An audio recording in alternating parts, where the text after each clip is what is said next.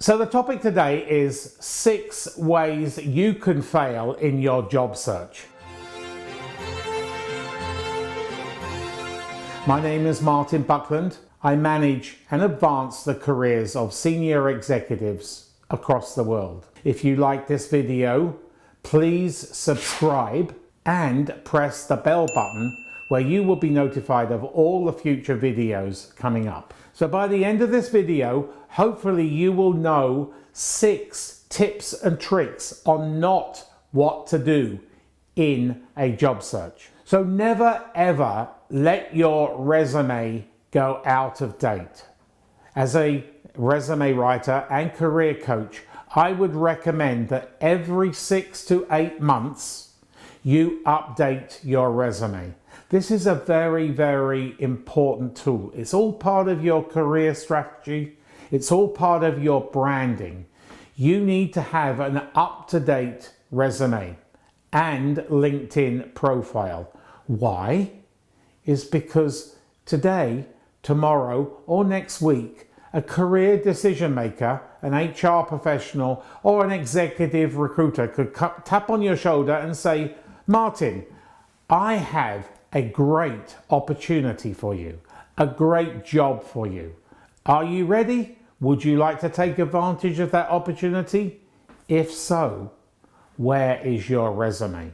So be active always on LinkedIn. Be active on other social media platforms, i.e. Twitter and Facebook. You need to portray exactly who you are. These platforms are for free.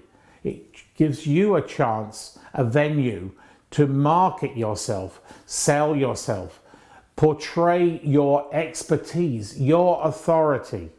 So never shy away. One of the biggest mistakes in career management and job search is not being proactive, active on LinkedIn, Twitter, and Facebook. The crux of career management and business generally is networking. You need to network, and network. It can be very rewarding and you meet some pretty neat people. Not everybody you meet networking is going to bring you value, but remember the idea of networking is not just giving, it's also receiving. So share your network. When you are in career transition, once you've got all that emotional baggage out of the way, once you've assessed exactly who you are and got clarity on who you are, you set your career plan. A job search is a full-time gig. So many people lose track or they're off track, and I say to them when they're in career transition, well, how many hours a day are you spending on job search? 1 or 2. That is the biggest mistake you are going to make in your job search. You need to treat this as a full-time gig, a full-time appointment. In fact, I'm going to go even further.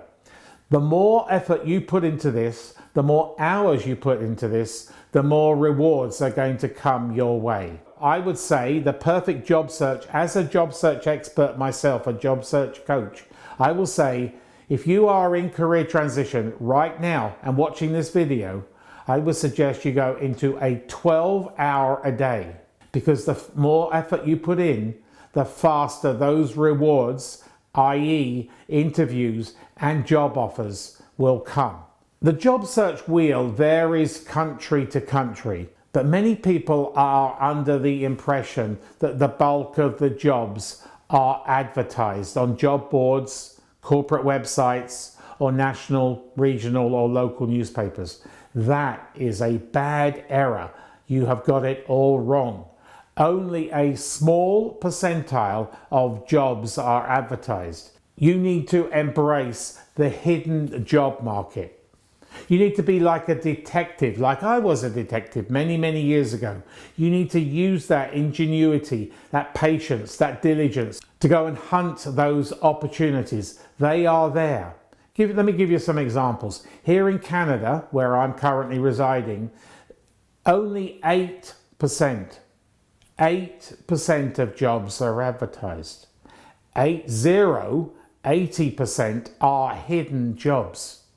So the bulk of my clients here in Canada are absolutely astounded when we converse and I say, well, how many hours are you spending on job search? They say, 5 or 6 or 2 or 3.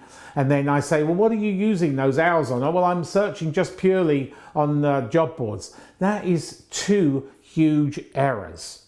You need to go and seek and search. There are other videos on my YouTube channel telling you how to go and seek and search for those hidden jobs that are going to bring you more excitement and more rewards. So hidden jobs, advertised jobs, and then the other part of that job search wheel, and the percentile changes according to where you are in the world, but it varies very little. It's anything between 10 and 15%, are executive recruiters.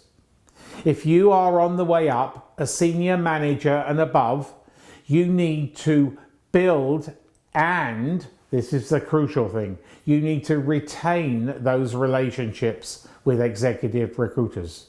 They can bring you huge value. So when a project comes from their client at the other end that fits your skill set, you want to be number one in their mind. Building and retaining relationships with executive recruiters is going to be crucial for your career management. So if you're in career transition, unemployed, going through that difficult time in your life, I am here for you. I'd be happy to have a conversation with you. I am Martin Buckland. I manage and advance the careers of senior executives across the world. If you enjoyed this video, please subscribe to YouTube and press that bell button where you will be notified of all future videos.